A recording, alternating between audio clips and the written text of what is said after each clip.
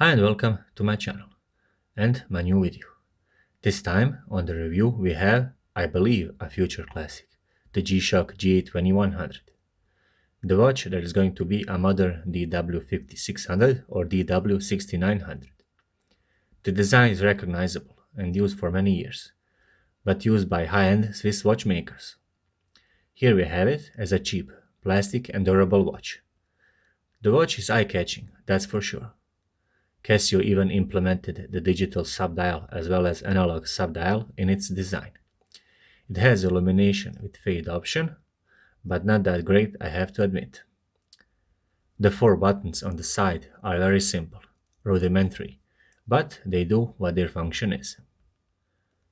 But what stands this watch out is its shape, dimensions, minimalism, and third generation of shock-proof technology, the carbon core guard. When you take a look at the strap and the buckle, there's not much to see.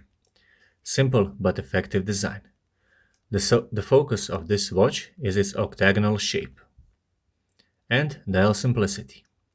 It stands out from the other G-Shock model in its size. It's small. Here it is on my 7-inch wrist.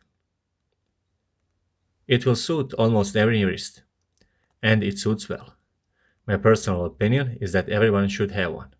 And that is what it will make the best G-Shock on the market, or at least most recognizable G-Shock. You will buy one just to have it. Of course it has cool and the G-Shock standard options like stopwatch, alarm, countdown timer, world time, and even one not so standard, and that is hands out of the way. But you will not buy this watch for those reasons or those functions. Yet again we come to design, and that is what sells this watch. That would be another review of mine.